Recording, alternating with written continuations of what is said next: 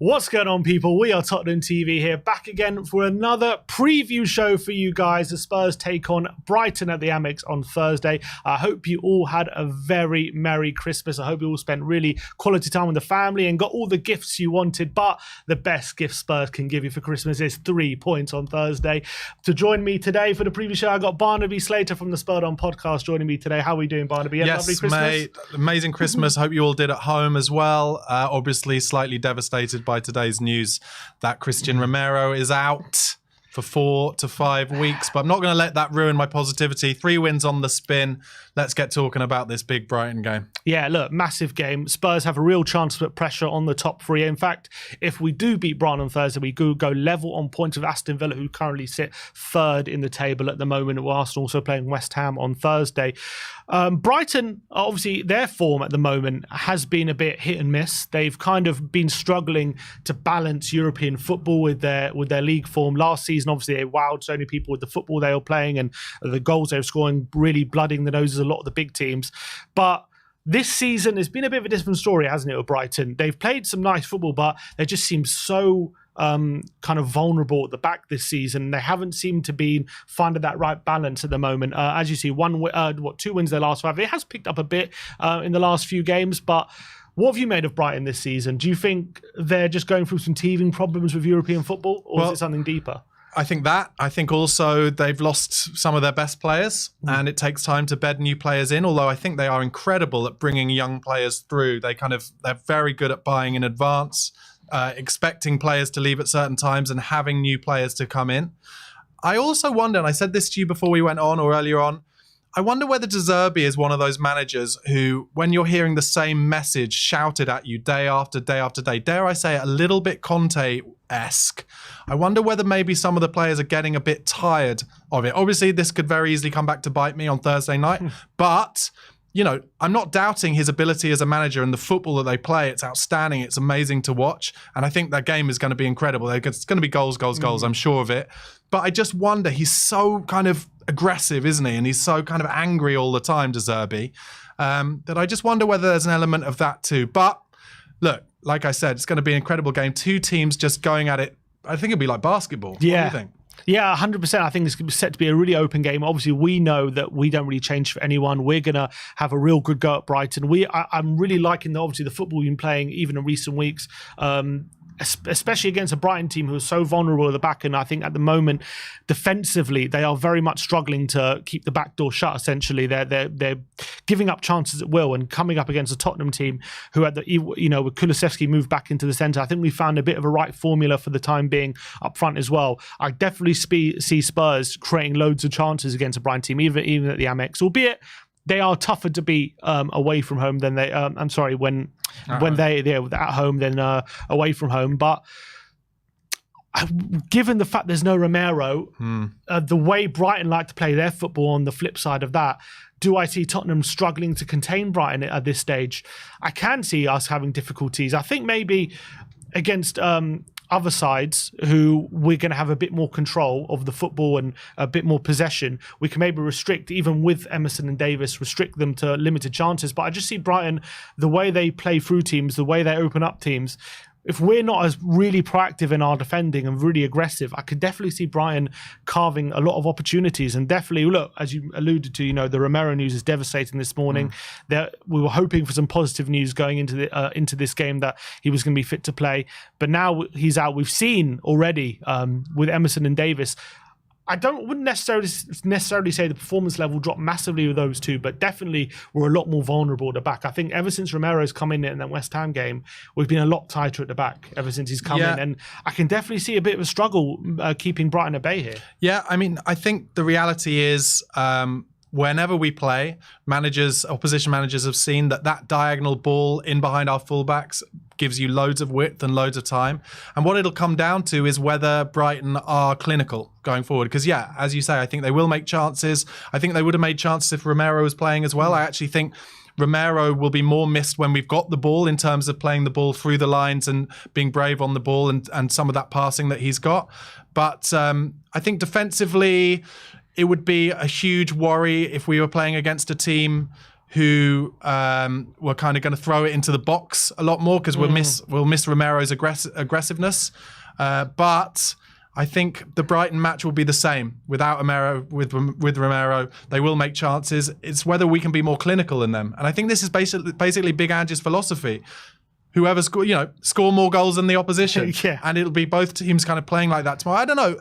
Before I heard about the Romero thing, I was actually quite confident that we'd go there and win maybe by 2 or 3. And actually, we're only 2 goals behind Villa, I think, in goal difference. We could have gone above them potentially. But now without Romero, I think it'll be more of a seesaw. I don't think we'll have as much control of the ball when we have the ball because I think we're assuming that Emerson Royale will come in ahead of Dyer for Romero. I just don't think he's as brave on the ball, and so we won't have the same tempo bringing the ball out from the back. I think it's probably worth going through some of Brighton's home results recently. I've written them down here. Burnley 1-1 draw at home. Now, obviously, Burnley play a similar way to how Spurs do, just without as many good players. Yeah. Company wants to play front foot stuff, get the ball down, make chance after chance after chance. So that was 1-1. They beat Brentford 2-1 at home. Brentford obviously don't have even Tony at the moment. Their form has been very bitty as well. So I don't think that's, I think maybe with Tony, maybe Brentford would have done a bit better.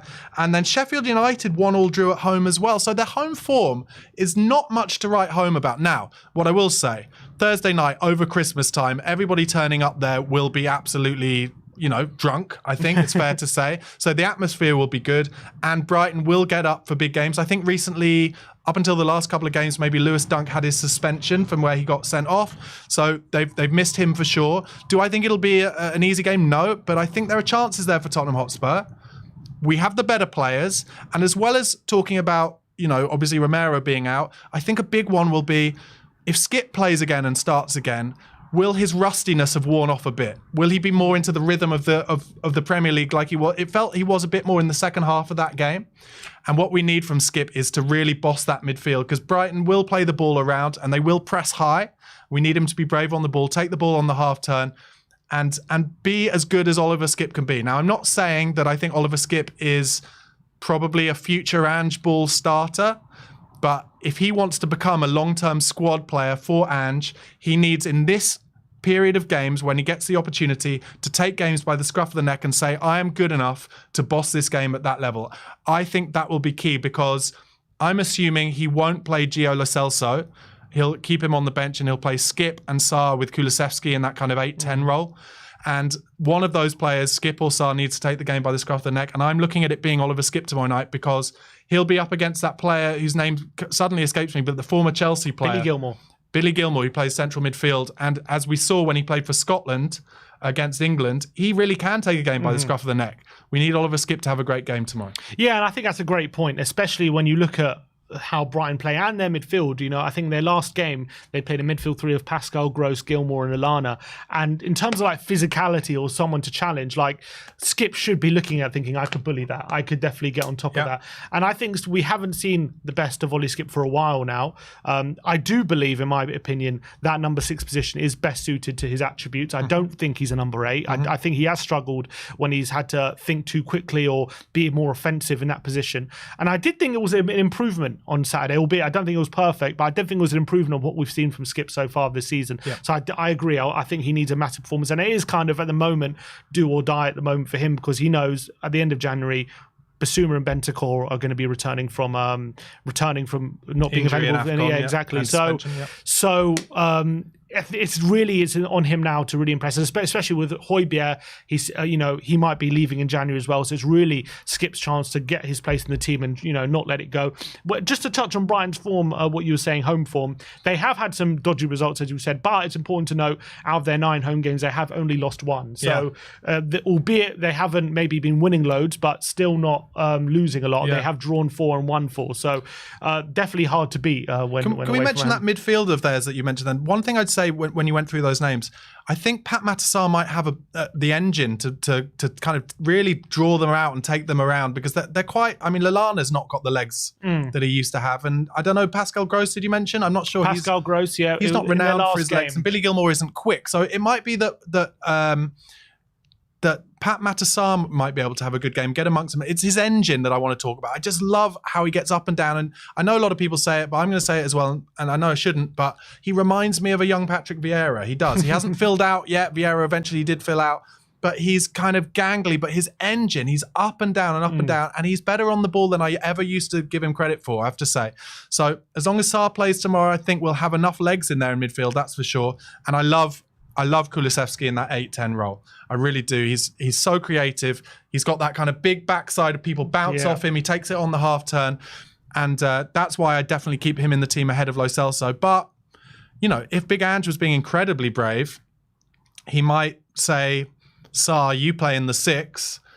I'll bring Lo Celso in for Skip. And then we've got a very creative midfield. But I do wonder if away from home, that is one attacking step too far. I don't know. That's kind of something I do on Football Manager, but I'm not sure would be a good idea in the real life of the hard prem. Obviously, when we've seen Lo Celso and Kulusevski together, the football's been great, but I do feel like maybe the balance of the midfield just wasn't quite right. We played brilliant football, but we did seem to concede a lot of chances when we did have that midfield. So, especially against a Brighton team who we know are very creative, they play very quick football. I do wonder whether Ange will just want another body in there just to definitely toughen things up. No, I think he will. Yeah. Looking at the head-to-head between both these sides over the last 5 games, Spurs do have a good record against them. Have won 4 of the last 5, albeit it's important to note the last game we played out at the Tottenham Stadium was back in April, and it was one of the biggest basically like one-sided 2-1 victories for Tottenham, where Brighton definitely deserved that victory and they'll probably want revenge for that one. We did win 1-0 at the Amex last time out, Harry Kane with a header, albeit again it was a game where was it the header or was it that left-footed one that I can't remember now. I think it was a header like from a cross, I think, if I remember rightly. I'm getting mixed up with the year before. Yeah, I think so. I think that one was the year before we won 2-0, went through on goal, didn't he? And slid it home. So pretty good record against Brighton, albeit this is a very different Tottenham to maybe those teams who've beaten Brighton before. That 1-0 where we lost at home, was that the one where Basuma scored the screamer, winning it for them? Yes, and that was right in the battle for top 4, I remember. That's right, yeah. I think we thought that was going to kill us, but it didn't. No, sorry, it was Trossard. He scored a last-minute winner. Oh, was it? Trossard, yeah. I think Basuma scored in the FA Cup game. That's right, the Cup game, okay. Yeah, well, look, you know, Brighton, one of the most impressive clubs in the country, I have to say.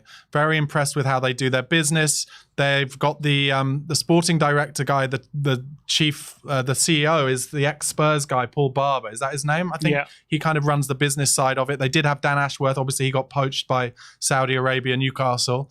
But they do it right, and they're a business model that lots of teams are trying to copy. And that is why, despite having quite a long injury list there that we can see up on the screen there, so Fatty's out, Estupiñán's a good player as well. Mitoma a doubt, that would be big. That would be big. Yeah, if apparently he is set to miss tomorrow's game. I rate Mitoma so highly that, look, based on how much Chelsea had to pay for Moise Caicedo, you know, I dread to think how much you'd have to pay to get Mitoma out of that club because he gives goals and assists, but he's such a player. I would love to see him come to Spurs. I'm not saying it's likely. I'm just saying he is a Spurs player, like the kind of Chris Waddle-esque winger that we had when I was growing up, and Ginola kind of in years further down the line. Spurs are kind of born and bred on wingers like that, and I'd love to get him, but seems unlikely. But yeah, it would be a big win for Spurs if he wasn't playing tomorrow night.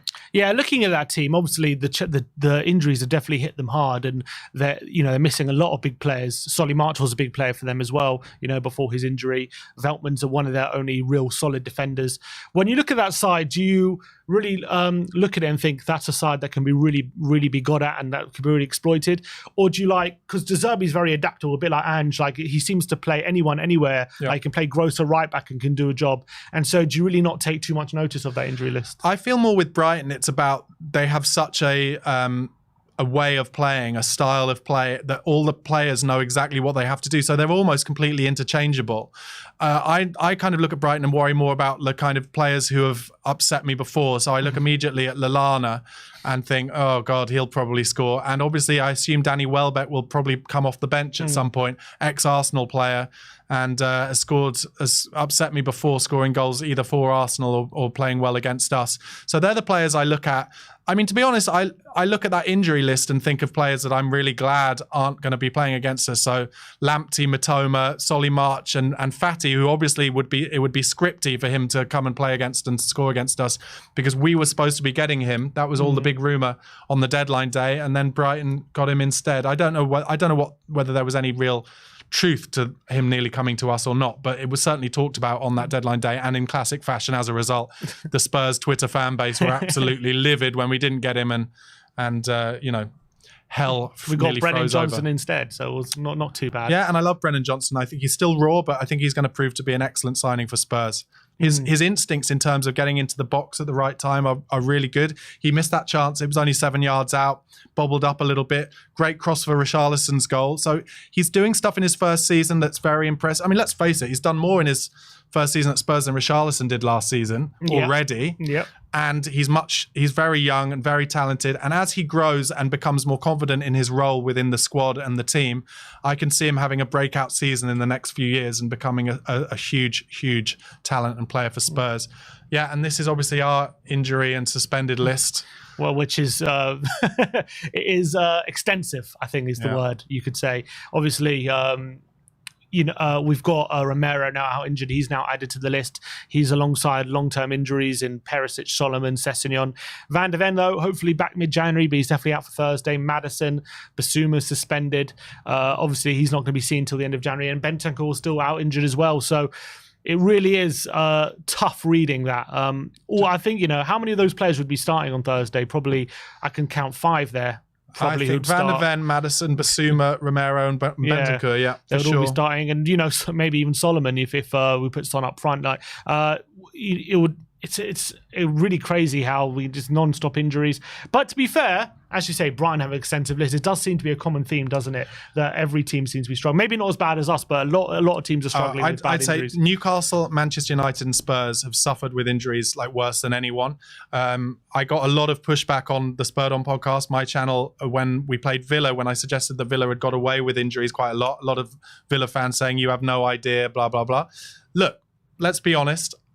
World Cup last winter has not helped. I don't think all the stopping and starting in VAR helps at all.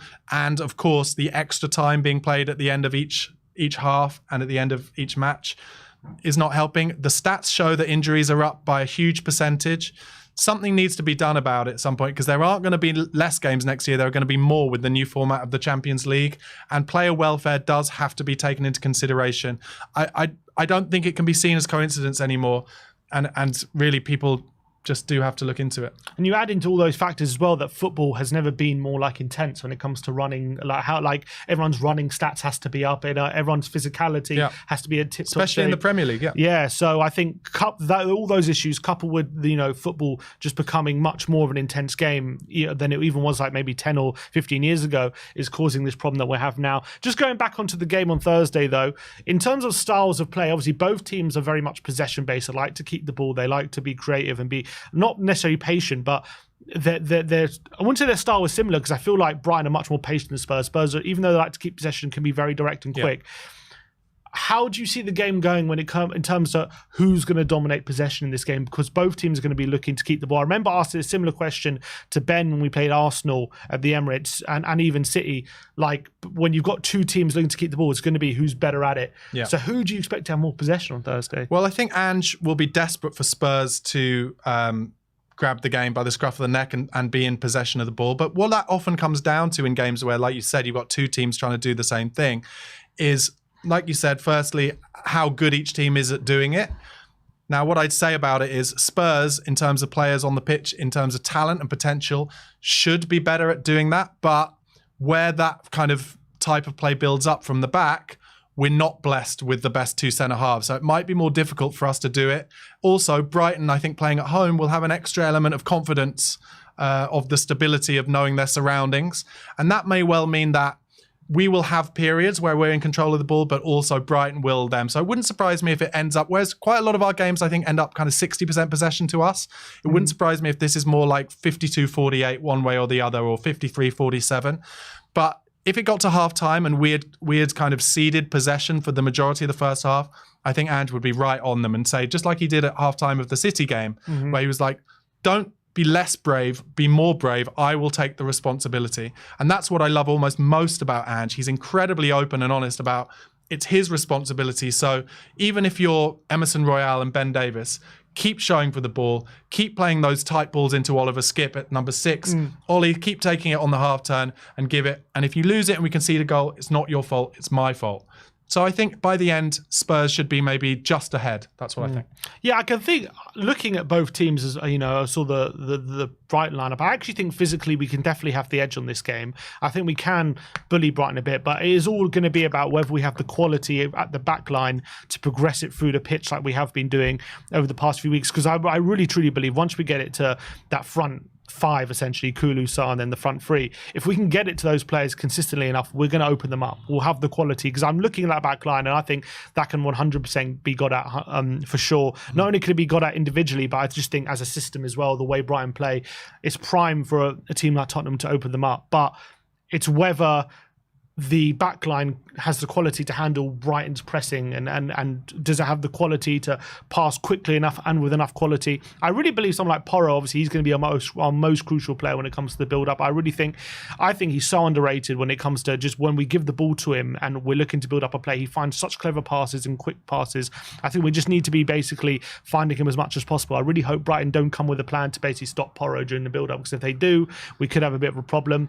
But if they, sorry to jump in, but if they do, then I think we'll use Udogie more. And that's where having Udogie back for this game is going to be huge for us, because I think as well as him being such an incredible athlete, getting up and down, he is such a brilliant technician on the ball. And I agree with everything you're saying about Porro, but I think Udogie is almost that, but also a bit stronger on the ball. He doesn't get muscled off it quite so easily. And he finds himself in these lovely little pockets in what I'd call like the inside left channel all the way up the pitch. And I think if they were to come with a plan for Porro, then it means that they're not coming up with a plan for Udogie and he'll have more space. I'm really pleased that he's playing tomorrow, because I think it really allows, when Ben Davies has the ball, a much easier pass through the line for him. And actually Ben Davies, I think, is underrated on the ball. He plays those lovely kind of skimmed balls across into the wide man or into Udogie really, really beautifully. And it wouldn't surprise me if we go down that flank a little bit more. But yeah, I agree. Porro's a beautiful technician as well, especially in terms of sometimes he gets those balls out on the touchline and he'll just play it first time with the outside of his boot into that little half space. I'm a big fan of his too. Yeah, he always seems to have fun in these really accurate passes. And I think it's kind of two completely opposite ways, but just as much effective of like building up. Like Porro usually is very effective with his build-up play, with his passing. Like usually finds very quick, clever passes. Whereas Udogie builds up with just using his brute strength, just like he's basically going to go past you and you can't do anything about it. But it's just as effective, but two very, very different ways. And I think as well, if we can, because usually the system is basically geared to be getting the wingers into one-on-one situations. And if we can do that enough times, I'm looking at Brighton's fullbacks. Last game they played Hinchelwood, who's an 18-year-old, and they played Igor, who's a centre-back. And I really think Johnson and Son, if we can get them in enough situations, they will be licking those lips of those opportunities to really take on those fullbacks. I'll tell you, well, the chance that we created, I think it was a couple of games ago, we created a chance in like the first few minutes. Which game was it? Was it away? I think it was away at Forest. That's right, where we played the ball inside the right back and Sonny had that chance right very early, 3 minutes gone. We need to make more chances like that. If Sonny's up against an 18-year-old at the back, he needs to be making that out to in run all the time so we can try and play him through. Kulusevski will find that ball and Son won't miss many chances like that again. So they're the kind of balls I'm looking for, because what I've really noticed, I think Son is looking good out on the left, but Son is sometimes trying things that I don't think are his game. He is not a burst of pace winger where he's going to, from a standing start, get around the outside. Whereas when he's got the ball and he's at full pace, then he can run past anybody. So what we need to do is get him either running from deep where he's at full pace and getting past him, or from standing start, making those little outside to in runs for Kulusevski to put him through. And exactly the same with Brennan Johnson as well. Johnson is a lot better as a winger when he can beat a man when he's already at full pace already than he is from a standing start. And it suits Ange's play, so I don't have an issue with it. But it's not like we've got Aaron Lennon, who from a standing start can just beat anyone over small distances. That's not how it is. But I completely agree with you.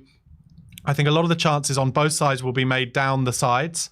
And I think it'll come down to, like I said, I think at the beginning, who is more clinical. And we've got a player in Richarlison, 4 in 3 games, is most confident in a Spurs shirt, if we make him chances, I'm confident he'll score goals. Yeah, great form he's in, isn't he? 4 in the last 3. Yeah. And he really looks like a new player, Richarlison. If we do win this game, if we do manage to get 3 points, especially out of Romero, that does make it 4 wins on the trot. It could potentially put us above Aston Villa in 3rd place. And it would also mean we are 3 points off the top, right? I think if we do win, because Liverpool are currently top. Yeah, that's if we win, we'll be 3 points off the top. I mean, for you, what would that say about what we're fighting for this season if we do manage to do that? Would that change your thoughts in terms of what we're actually aiming for or could achieve? Or are you thinking like, if we do get this win, yes, it's brilliant, it'll be a brilliant position, but we got a lot tougher challenges to come in January with players missing. We'll see where we stand at, come February. So this is how I feel. This is very much going to come across as a sitting on the fence answer, but I feel like this period of games, by which I mean Brighton, Bournemouth, and then the 2 Premier League games that we have in January. Man United, I think. Man United and one other that I can't remember at the moment, but it's an easier one than Man United. And it's at home. These 4 games we have to take as a 4 on their own. And we have to say, can we get to like 9 points from these 4 games somehow? Or at the worst, 8 points. 2 wins, 2 draws, or 3 wins and a loss. Because I think after those games, we will have the players back from the African Nations Cup and the Asian Cup, Sonny at the Asian Cup, and we'll have the majority of our players back from injury. And if we are within 5 or 6 points of the top of the league at that stage, with those players coming back, I genuinely think we can start talking again in the same way we talked in those first 10 games. Because I've not seen a better team than us this season.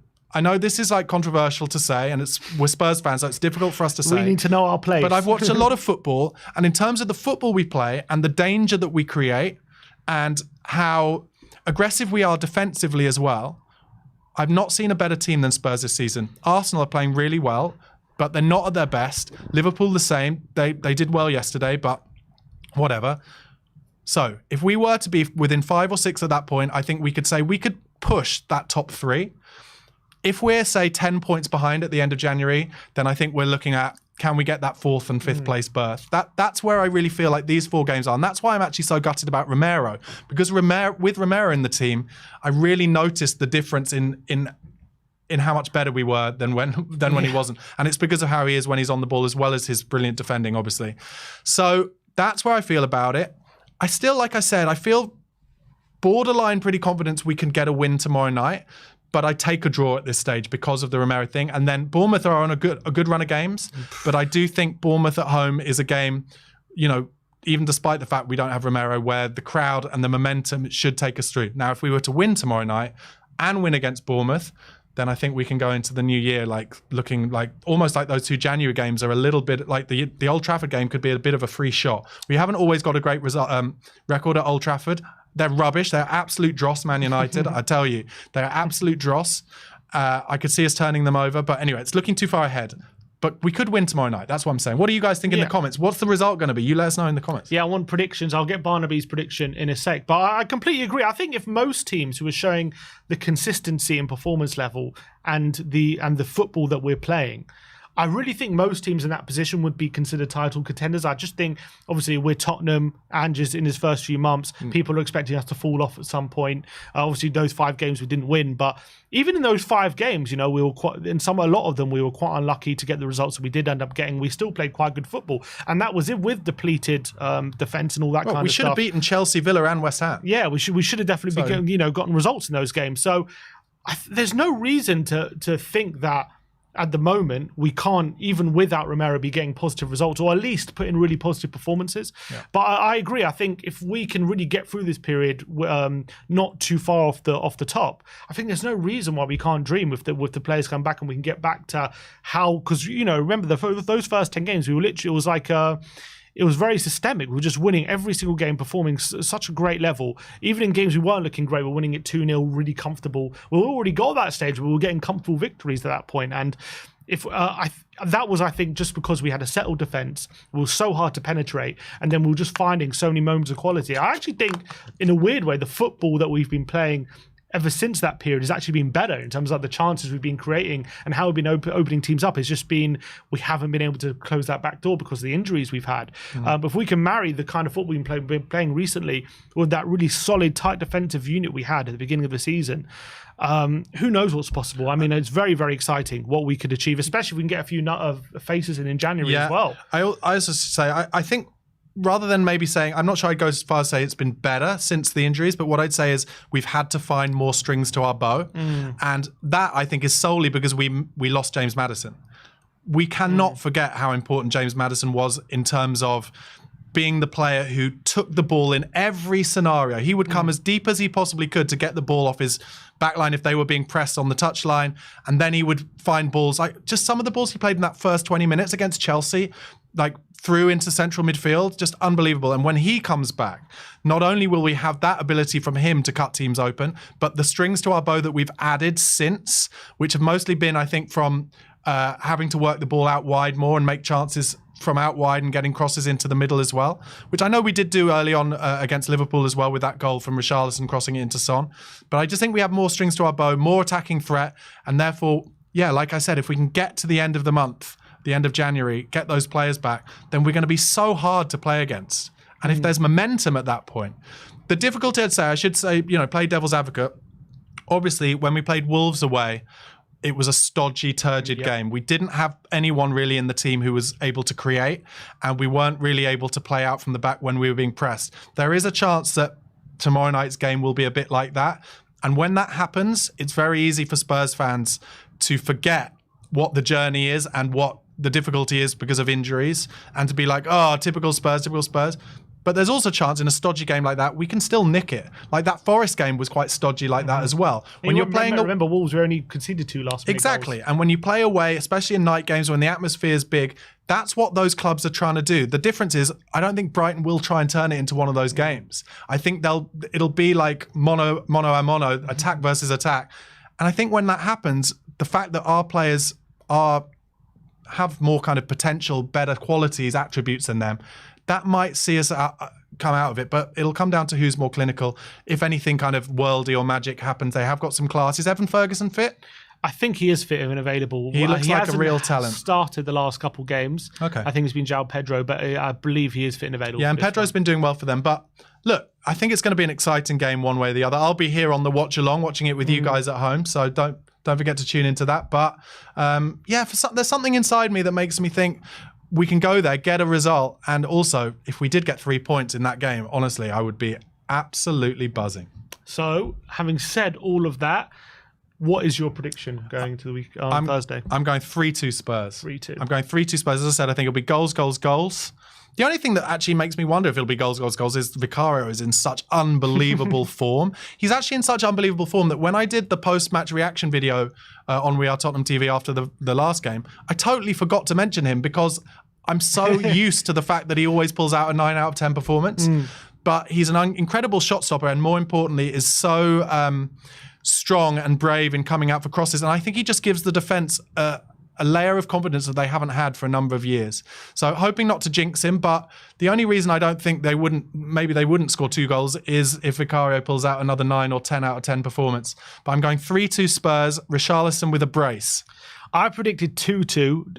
It is a bit pessimistic, but I just feel like it was actually on the basis that Romero wasn't going to be out. I feel like I think you're right when it comes to, will we have the element of control without Romero as we would with him? Are we going to suffer too much into the chances we concede? I do believe that once we get through that first phase of pressing from Brighton and we get into their half of the pitch, I think there will definitely be chances with us.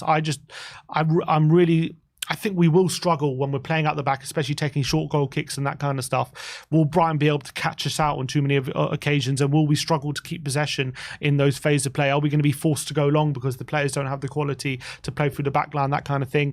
I do worry about that a bit. I'm sure we will have it more often than not, but I just think Brighton are a good enough team to exploit that weakness. And as well, they don't lose many games at home as well based on that. They've only lost 1 game at home despite the fact they've had a few dodgy results. So unfortunately, I'm going 2-2. I'll be very impressed if we do go and take the victory. I'm obviously going to be up there on Thursday night, so I'll be getting all the footage from the game, so stay tuned for that. I will be going into some comments, and then we will be going into the predicted lineup. Carabao Muffer says, if Spurs are clinical, they will win. Going to need at least 3 goals in the other to win this game, especially with Roy out and Davis in defence. We're going to need 3 goals to win this game. Well, it goes with my prediction. I don't know whether he's been listening or whether we are, in fact, the same person with the same brain. But yeah, I think 3 goals. I think 3 goals would see us win it.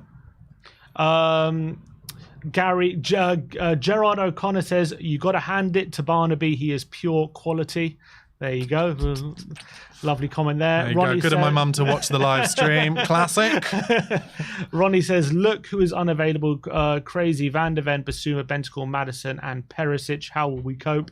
Yeah, look, that's classic Spurs. We got to find a solution somewhere. Just got to take it challenge by challenge, game by game. We do, but also we did show up the Brighton injury list as well. Theirs is not a short injury list either. So yeah, look at that. So what is that? 8 players out as well? Yeah, so injury list. You know, I think if we lose tomorrow night, we can't just use the injuries as an excuse. Obviously, it affects it. And when I look at Ten Hag, he's blaming injuries each time they lose, and Eddie Howe is blaming the injuries each time he lose. That is not Big Ange. Big Ange doesn't do that. He says when we lose, it's because we didn't play well enough, and I love that about him. And I think it's that kind of thing that breeds confidence into the players on the pitch as well. It's a squad game. It's not just an 11 game. Conte was just all about playing the 11 where he could. What would Conte be saying now if he was manager Spurs? In fact, he would have resigned again. He would have thrown his toys out the pram again. So, you know, two high injured squads, but with talent on the pitch. Completely agree.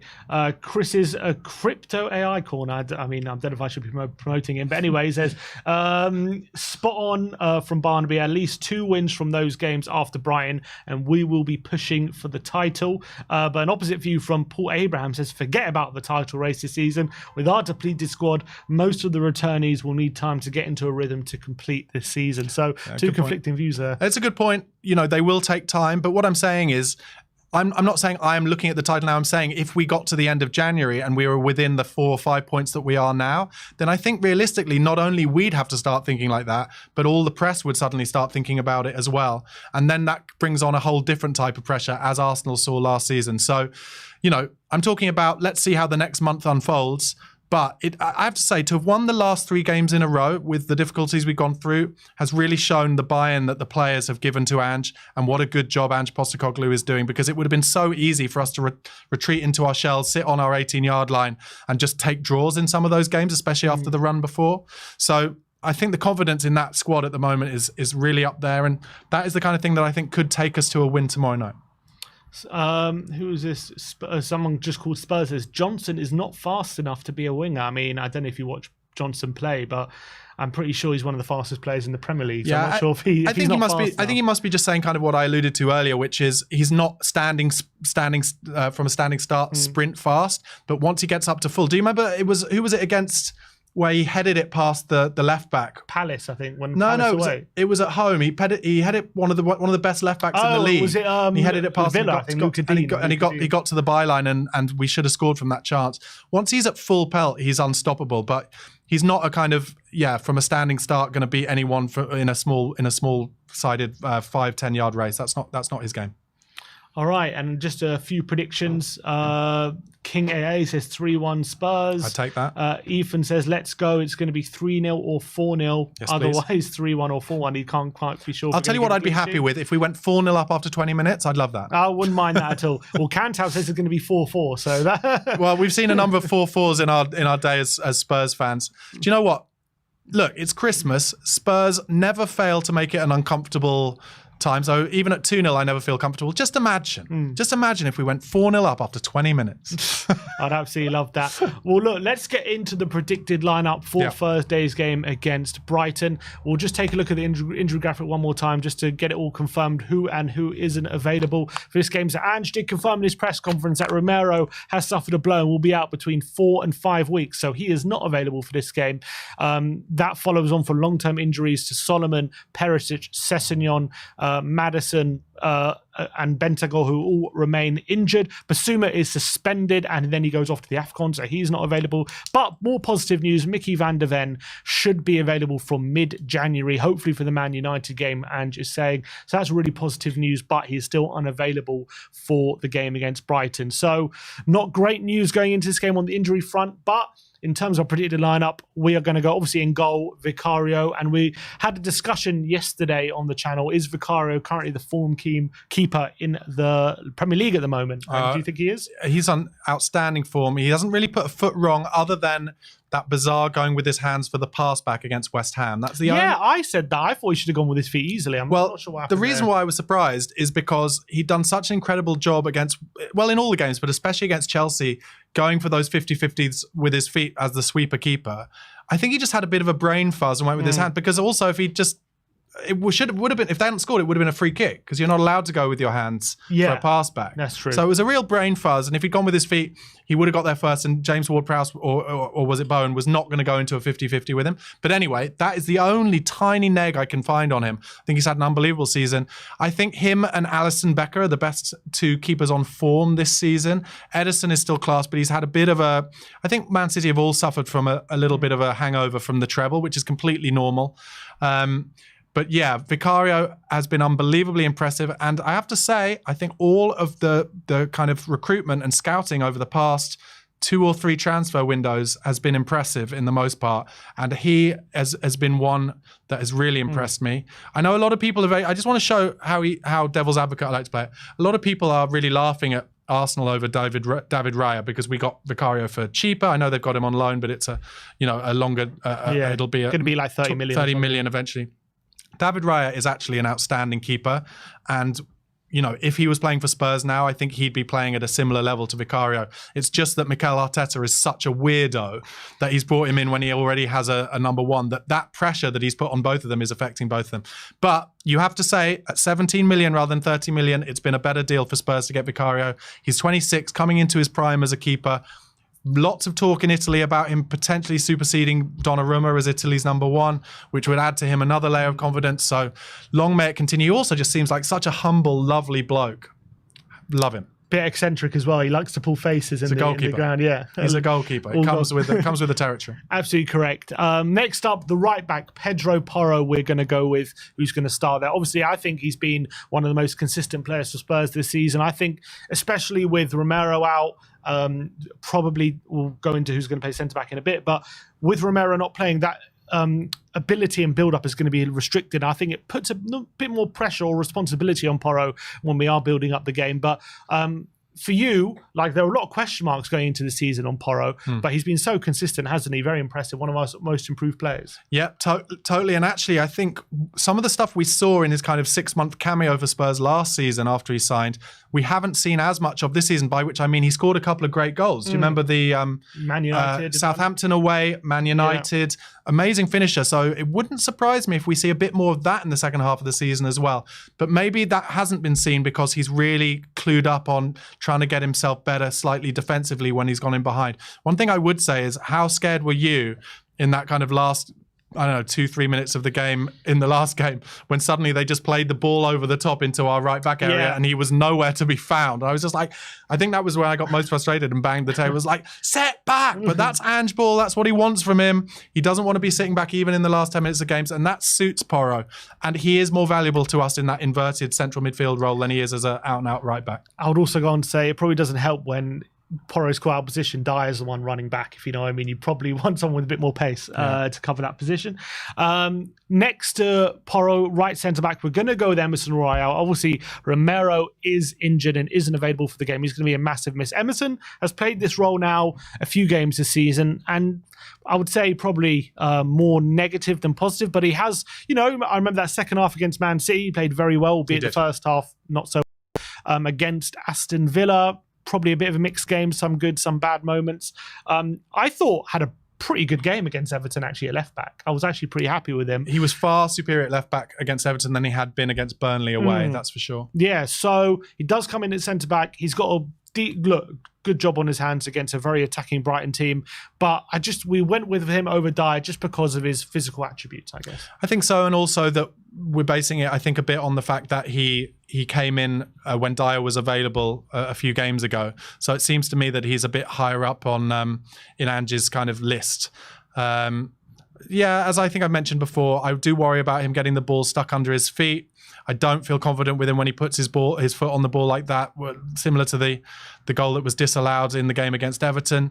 But hopefully getting the ball off Vicario and having the kind of picture in front of him means he'll be able to find easier balls and be a bit braver on the ball. The difference, though, between him, the main difference on the ball is Romero is so confident, brave on the ball. Not only is he willing to kind of run it into midfield sometimes, but he puts pace on his passes into those midfielders.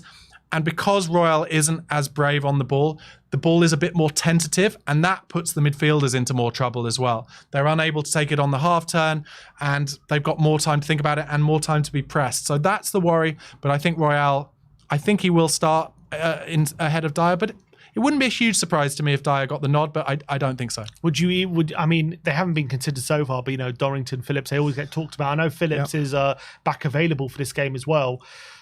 Is there any kind of thought that maybe he could throw them in?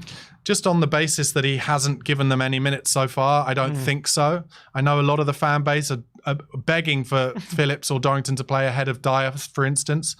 My personal take on these things is that we don't see them on the training ground every day, and Big Ange does. I don't think I've seen many Spurs fans who have doubted a lot of what Big Ange has done this season, and so far I'm not sure, and therefore I'm not sure we should doubt him having seen them every day on the training ground. I mean, Ashley Phillips went away with the England unders. I can't remember what it is, the under 18s or 19s or whatever. He was on the bench for them, so it's not like he's, by far the best in his age group. It's that we've seen some potential in him, and we've put an outlay of a few £1 million there, and we're hoping for him to grow within the academy setup and whilst training with the first team. So I'd be very surprised in a difficult away game against a team that moved the ball around really well, whether we're going to throw one of those youngsters into centre half. I mean, about Dorrington, I've not seen him play. I've seen some clips on YouTube and social media. That does not make a centre half as far as I'm concerned. So I'm going to go with Big Ange and trust that if he plays Emerson Royal there, it's because he thinks he's the best man for the job. Well, partnering Emerson Royal, we're going to go with Ben Davies, who's obviously been a fixture in the side now ever since Vicky van de Ven got injured against Chelsea. And to be fair, he's had some really, really positive performances. I think he's really performed better than most people would have expected in that position. Seems to be growing into that position as well. I think when it comes to playing out the back, his passing ability, definitely underrated. I think he does nice crisp passes, and when he does a nice floater pass as well, they're usually quite accurate. Right. Where I do worry about him a bit is I feel like against Watkins and against Calvert-Lewin, there were times during those games he was bullied a bit and he struggled physically. We know he's not the tallest, but against a little strike, not a little striker, but against a striker like João Pedro is a bit more technical than maybe physical. Hopefully he should be able to cope with that. Yeah, although you saying that just makes me wonder whether De Zerbi might look at that and bring Ferguson in and try and give it a physical battle. I don't know. Ferguson's obviously a talent, but there must be a reason. I mean, Pedro's been playing well. There must be a reason he's starting. I've been very impressed with Ben Davies. Like I said, I think he has played his way into a long-term squad role within Big Ange's team. Not a single of our managers over the last near 10 years that Ben Davies has played for Tottenham Hotspur has said anything but brilliant things about Ben Davies. He always gives 100% for the shirt. He will never claim to be the most talented defender or player in the team, but he's an incredibly intelligent footballer. He reminds me a bit of Gary Neville. He's a worker bee. Like he puts it in. He works every day in training. He's a better player now than he was when he joined. And he is proving for the first time in his Spurs career that he can play in a back four.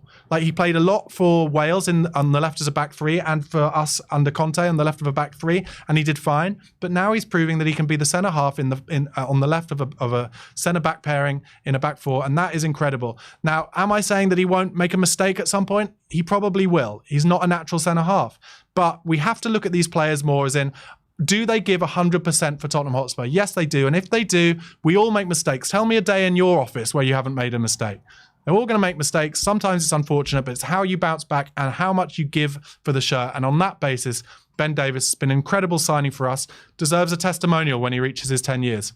Oh, yeah, I couldn't agree more with that. I think he's like ever since he's come to Spurs, he's given absolutely everything. He's been very loyal. He's been always, when called upon, gives his all and never complained any second. I don't think he's ever been one of those players who's kicked up a fuss as well. Always done the job, whatever's required. And I think he's doing a fantastic job now. So I got to give him a lot of credit. And obviously he will be starting on Thursday. Left back, the return of Destiny Udogie, who obviously was suspended for the Everton game. And we did have a bit of struggle, progressing the ball, I felt, down that side without, albeit Emerson did have a good job defensively on the left-hand side, but it's going to be absolutely great to have him back, isn't it, on the left? I think he's our star boy. I really do. I went to the Tottenham Hotspur Stadium for the Shakhtar Donetsk game. It was the first time I'd seen him in the flesh in pre-season. Within 10 minutes, I was saying to the guys I was sat next to, who weren't even Spurs fans, they kind of came along for the jolly. I was like, that guy has got the most potential I've seen in a player at this club since, and you can talk about your Gareth Bales. Like, he's not the same kind of player, he's not as lightning quick, but in terms of for his age, the talent, the intelligence he has on the pitch, and how quickly he's taken on what Big Ange wants from him, unbelievably impressed. The only negatives we've seen from him have been like slightly disciplinary, and that is because Ange has us pressing so high that he's coming into challenges a bit late, and that's why we're getting so many bookings. I don't have a single negative to say about Destiny Udogie.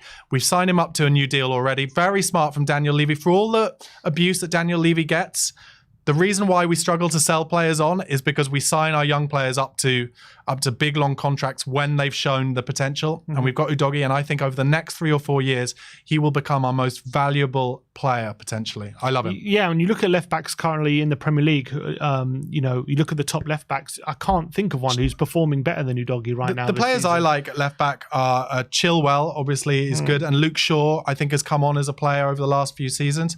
But I think Udogie has more talent than all of those players, and he's being played in a way that enables him to get to where he wants to be as well, which is making late runs into the box. Already scored his first goal for Spurs. I agree with you. I think he's. It would not surprise me at all if Udogie was in the Premier League Team of the Year. If he stays fit this whole season, if he is the left back in the Premier League Team of the Year. Yeah, and still only 20 years of age. Incredible to think about. In the number 6 position in central midfield, we are going to go with Ollie Skipp to keep his place. Obviously, he got his second start of the season, wasn't it, against Everton after starting the first game of the season. I thought he performed fairly well. I thought he was a lot more controlled than he has been in maybe his previous appearances. I thought he looked a lot more comfortable for himself in that position. I still think there are definitely things to improve on for himself being in that position consistently, but it's easy to forget is only his second start of the season in the Premier League. So obviously it's going to take some time to get back in his rhythm. But with Højbjerg probably looking on his way out, I'm guessing that was probably part of the decision-making when it came to picking Ollie Skipp on Saturday. So we're going to go with him on Thursday as well. Yeah, I think he needs a run of games. I think it helps that Højbjerg has only really looked good. He's not looked bad, but he's looked best when he's come on to kind of change the game slightly and shore something up or change the way that we're playing against an opposition press. So I think Skipp will just about get the nod. It's not guaranteed. You don't know what's been happening in training, but I said it earlier, he needs a run of games. He needs to get into that rhythm. I've said it many times. I've got lots of friends who are Norwich fans. They say he's the most talented player they've had at Norwich for years and years and years. He's got the talent. I don't think he has the confidence at the moment. He needs something to happen to him to get that confidence level up to where his talent is. Don't forget, I think Marlon said it the other day on the watch along. Don't forget what those Dutch players said when they played against him in the England under-21s. He's a Dutch-esque player. He can take the ball on the half turn. He sees an easy ball and he can get it back. He's got a good engine. It's all there for Ollie Skipp, but he's not been playing enough games. And you mentioned it earlier. This is a vital period of time for him to prove whether he has a long-term place in this Ange ball philosophy. If he gets a good run of games and we get a few wins over the next month or so, then I can see him really staying at Spurs. But if it hadn't been for those injuries and he was still on the bench, it wouldn't have surprised me if he'd got a kind of lower Premier League loan move in this January to try and get those games under his belt. Yeah, 100%. I think it's a crucial period for Ollie Skipp, and I'm hoping for the best for him because I really do believe in his talent. And, there are a lot of people when he was breaking to the team, Mourinho, and I think it was Conte as well, were talking. Poch loved him. Poch loved him even at 18, yeah. They were talking about him as a future captain, weren't they? They were saying this guy has got all the minerals to really go a long way in this game, but injuries have really held him back, haven't they? And he's been stunted a bit, losing his place. But hopefully this period can really give him a bit of a rebirth.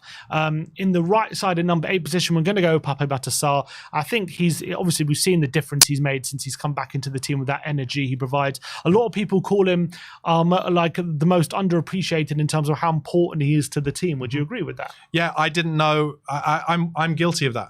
I didn't know how much he improved our team until he was out of the team for those games. So I'm not going to say too much about Pat Matasar that I haven't said already about his likeness to Vieira, how impressed with him I've been, his engine, his back and forth, the fact that he plays with a smile on his face. You know, he's got on the end of that goal against Man United. He used to score some long-range crackers when he was in the French league, but now it seems like his technique's dropped off a cliff a bit because he seems to always sky it. But He still likes to shoot, though, at some point, he's going to stick one in the top bin. Long may it be tomorrow night, as far as I'm concerned. But he's a vital cog. We're going to miss him when he goes to the African Nations Cup. Let's get the most out of him before then. I really love him in that 8 role. Ange loves him too. Yeah, and I think he's doing a brilliant job. Next to him in the left number 8/number 10, we're going with Dejan Kulusevski, who's found a new home in that position, it seems, in recent weeks. Has really brought a new element to his game playing there. I've always personally, I know a lot of people have complained about him on the wing. I've actually never minded him there. I thought he's actually pretty good there still. But I do have to concede, since he's moving to the centre, he has kind of brought an extra element to the game. I do think maybe having more options to pass to, having people closer to him as well, being able to use his physicality in the central position as well has really helped him. And I think it's been a joy to watch in that central position, hasn't he? I love him in there, and he's saved us. With Maddison having gone off injured for so long, he's absolutely saved us, kind of showing us what we can do, because Lo Celso obviously can't string a run of games together without getting an injury either. He's less transparent when he plays in the middle. I like him out the wing too. I think he's very dangerous. That goal he set up for Richarlison at Forest shows his crossing is elite when he's on his game. But he's just less transparent. And as I said, players bounce off him. He can take it back to goal, comes into him. He's got good touch, and players bounce off him because he's so strong. He's got good low center of gravity, and he can go either way. He said it in a post-match interview, like his right-hand side is stronger than people give him credit for. He scored a couple of goals with his right this season already. And just the fact that he's not hugging the right-hand touchline means defenders, when they're playing against him with his back to goal, they don't know which way he's going to go. And he reminds me of Eriksen in terms of his kind of killer slide rule balls that he can play in between the lines, in between the back line, getting our wingers in. So I love him in there. It'll get him in there ahead of Lo Celso. But when Sarr goes to the African Nations Cup, it'll be interesting to see whether he finds a way to play both Lo Celso and Kulusevski in those 8 and 10 roles, because the only time that I remember, and you said it earlier, the only time I remember that happening this season, we've looked incredibly open when the opposition has got the ball. But yeah, Kulusevski in the 8 or that kind of 10 role, as you said, I love it. Yeah, absolutely. I think he's in sparkling form at the moment.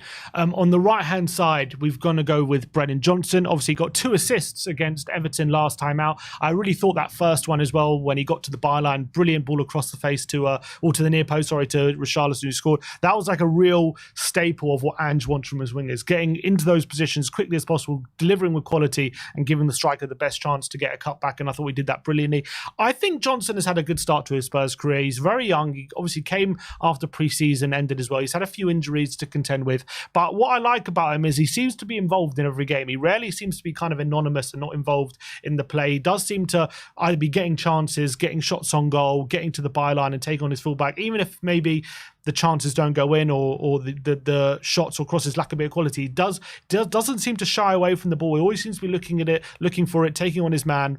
I do think he looks a lot better on the right-hand side, though. So that's another thing which I think we get the benefit from when we do move Kulusevski to the centre, is we get to see Johnson back on the right-hand side. You literally took the words right out of my mouth. Everything you've said I agree with, but I was going to add in, he's clearly much more comfortable on the right-hand side. And that goal you mentioned setting up for Richarlison in the last game is exactly right. He got a bit of space, he looked up and he saw the run, and he didn't try and overhit the cross. He just kind of almost just put enough on it for it to get there, but enough pace on it also for Richarlison not to have to put too much on it himself.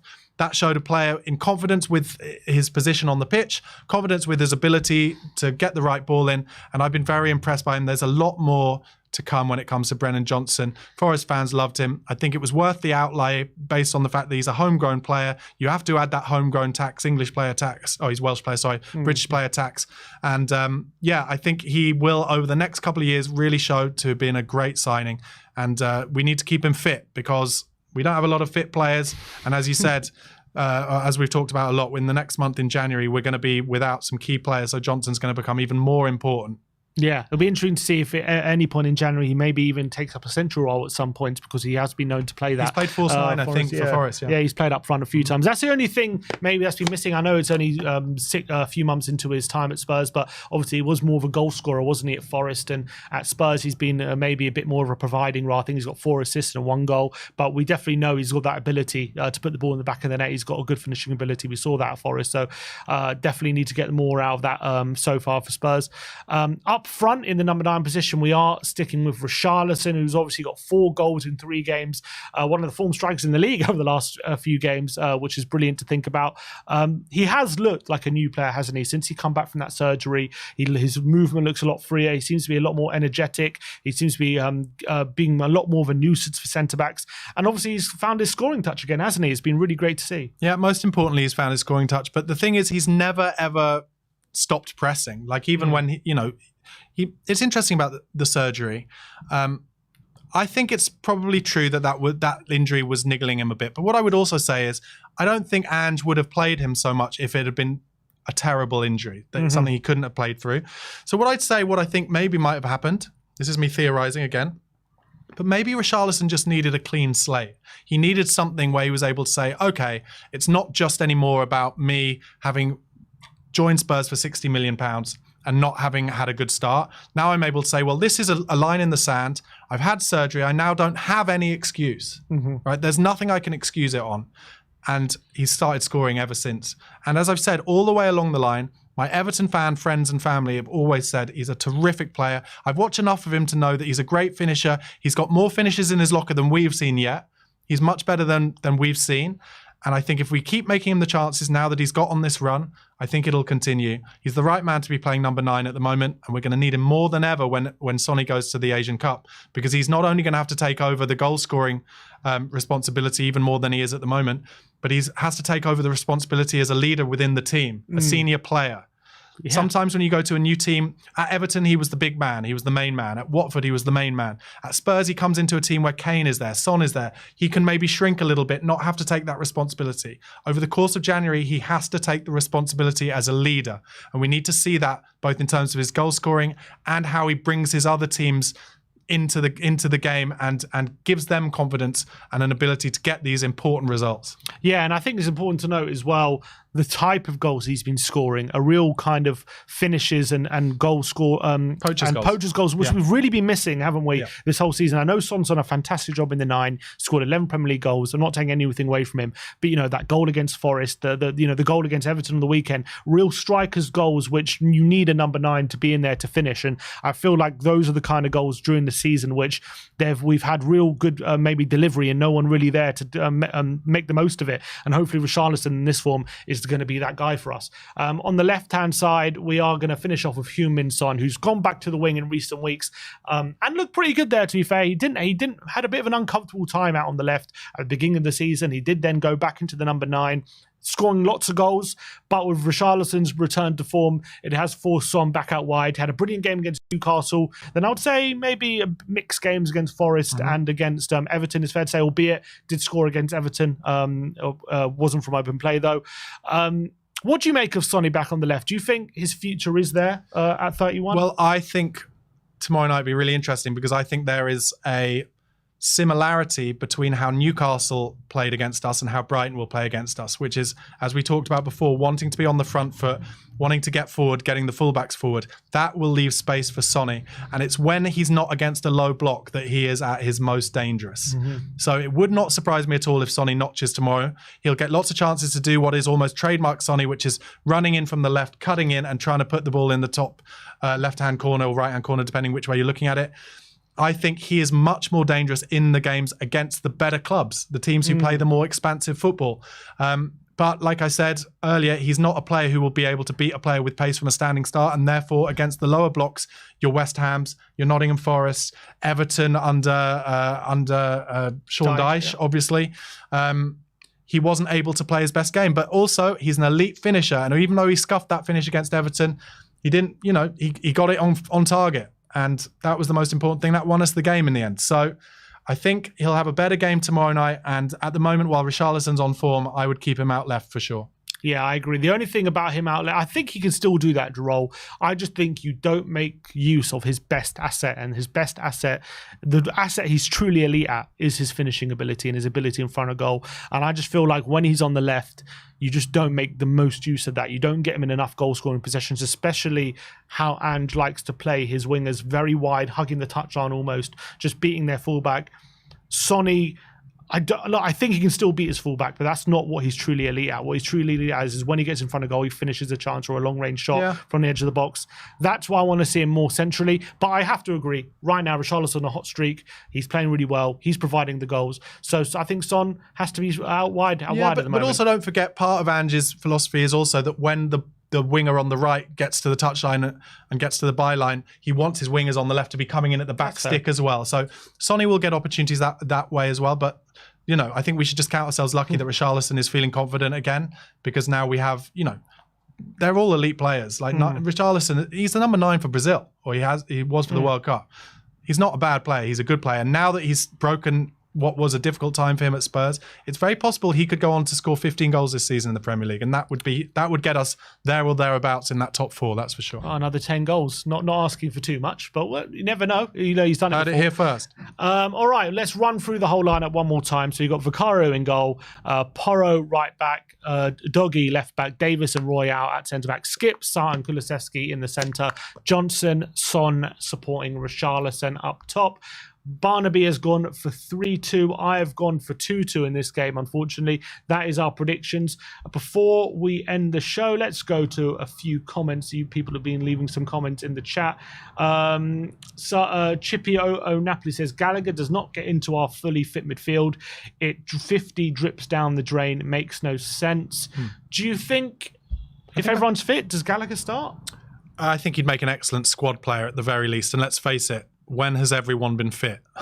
So, you know, I think the reality is, you know, we both said we like Skippy, but if Gallagher was to come in and Højbjerg was to leave, I think potentially, well, that I'm talking about January, but actually if I look further ahead next summer, I think unless Skippy has a good run of games, I think there's a chance that both Skip and Højbjerg could leave. And Gallagher, I think, is someone who would interest Ange more as his type of player in terms of being an elite presser, and therefore I think he would be a good option. Yeah, I agree. The Ugly Truth said, he thinks our fans, we judge players too quickly. Richarlison was playing with injuries earlier on this season, and think now we see what he brings. I expect 15 goals from him this season. So following your prediction there. Yeah. Greg Thomas says, we haven't seen the real Skip since these horrific injuries. He's a shadow of the player he was.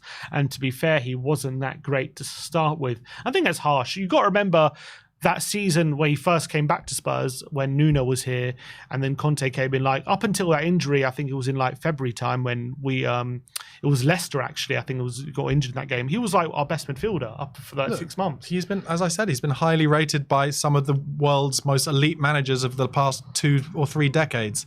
They don't rate a player unless they see enough. Whether or not injuries and confidence have affected him, you know, yes, I'd say they probably have. But it's about whether he can get himself up there. There's nobody who wants more for him to be a success at Spurs than him. So he will try everything he can. And if it doesn't work out, it's not because he hasn't tried. It's not because he isn't a good bloke. Mark Changur says, Tottenham have maybe the best chance they'll ever have under Ange of winning the league. We can only guess in future seasons. I mean, there is a point there. What point is the gap just like consistently this like small that you have to just, there's sometimes you have to sense an opportunity, don't you? Remember Leicester won the league, Arsenal last season when they were chasing the title. Yep. Sometimes these opportunities just present themselves, do they, to really just go and have a shot at the title? Like, at what point do you say this is an opportunity to do something? Like I said, at the end of January. I think it's all about these 4 games now. And before, I'll be honest, before the last game, I was saying it was about these 5 games. So we're doing well so far, but it's about getting to the end of January and seeing where we're at then. If we're within 4 or 5 points then, I think we'll be there or thereabouts at the end of the season for that top 3 places. But if we're 10 points behind then I think we're looking solely at going for 4th or 5th. All right, well, I think we will conclude there with the live stream. Thank you, everyone, for watching today's stream and interacting with the comments and really supporting the show. Really, really do appreciate it. Thank you, Barnaby, for coming on today's preview show. If you want to see more of Barnaby, go check out the title of the video. His channel, the Spurdong Podcast, is there, so go check it out and click and give Barnaby a subscribe. You want to let people plug anything? Let people know what so basically, the Spurdong Podcast, I do daily content for both audio. So if you like your podcast on audio, do check it out on Spotify or Apple Podcasts or wherever you listen to your podcasts, and it's on YouTube. And as you kindly said, my handle is in the title at @BarnabySlater_. Click on there, press the subscribe button, press the bell, and you will get notified of daily content from me about the mighty Tottenham Hotspur Football Club. All right, so big up to all of you out there. Let's hope for 3 points on Thursday night. Go check out the watch along tomorrow as well, because Barnaby will be hosting with Amir, who's a good friend of the channel as well. So go check that out. But we'll see you all very, very soon. Like, subscribe, and comment. And as always, come on, you Spurs.